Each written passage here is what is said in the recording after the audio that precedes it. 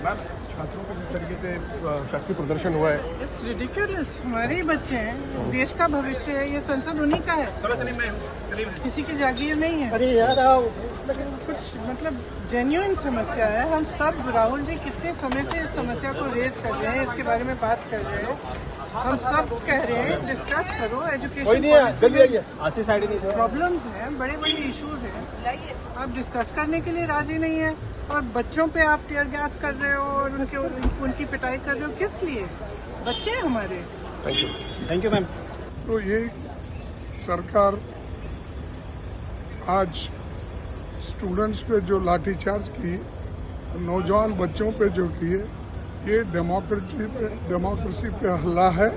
और जो लोग अपने बात रखने के लिए दिल्ली आते हैं, उनके ऊपर ऐसी लाठीचार्ज अगर होती है और उनको अगर ऐसा डराया जाता है, तो ये डेमोक्रेसी नहीं है। और सरकार इसके बारे में सोचने के लिए हम 10 बार बोले, लेकिन वो सरकार सोच रही नहीं, उल्टा बच्चों को, नौजवानों को तंग कर रही। एक तरफ अनएम्प्लॉयमेंट चल रहा है, दूसरे तरफ बच्चों का एग्जामिनेशन बर्बाद हो रहे। तो ये सत्ता में रहने के लायक नहीं है। सर, ये कौन सी सरकार है? ये कौन सी सरकार है जो सबका साथ सबके विकास की बात कर रही है? आप बच्चों की सुनना नहीं चाहते। सरकार है कि अहंकार है आपके अंदर? ये अहंकार बोल रहा है। अगर सरकार होती तो सुनती, बच्चों की बात सुनती। और नीट एग्जामिनेशन अगर हुआ है और उसमें अगर ये धांधली हुई है, तो उसका जिम्मेदार कौन है? क्रेडिबिलिटी किसकी है?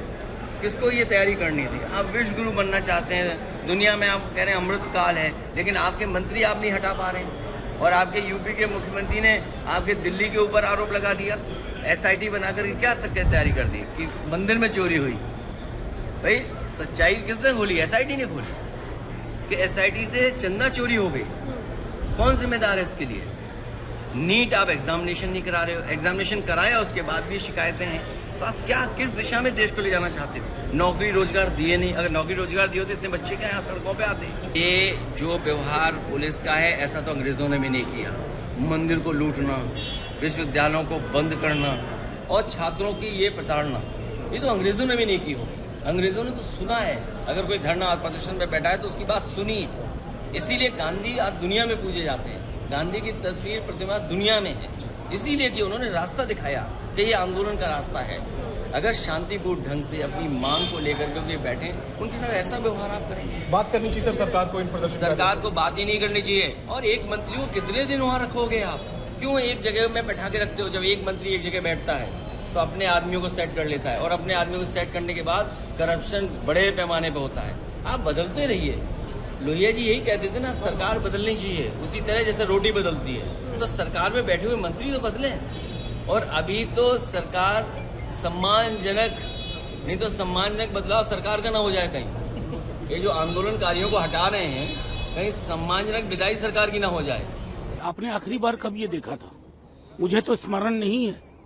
ऐसा कब होता है? जब सत्ता बहरी हो जाती है, सुनने से इनकार करती है, संवाद को विवाद में तब्दील करती है, तब ऐसा हुआ करता है। बच्चे में क्या चांद सितारे मांग रहे थे? क्या संवाद मांग रहे थे?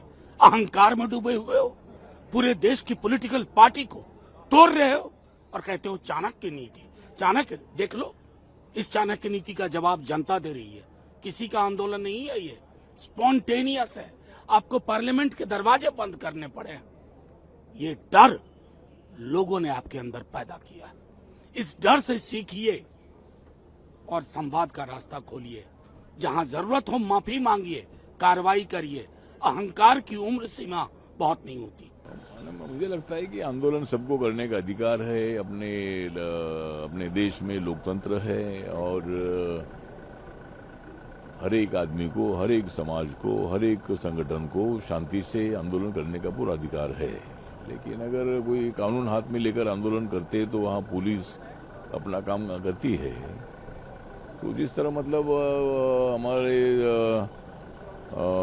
मिनिस्टर का जो इस्तीफा देने की मांग हो रही है, तो ये मुझे लगता है कि ये तो सोल्यूशन नहीं है। मतलब जो पेपर नीट एग्ज़ाम में जो भी मतलब कुछ हुआ था, गड़बड़ियाँ हुई थी, ऐसे सब लोगों को सरकार ने अरेस्ट किया है और उनको बड़ी सज़ा भी हो जाएगी।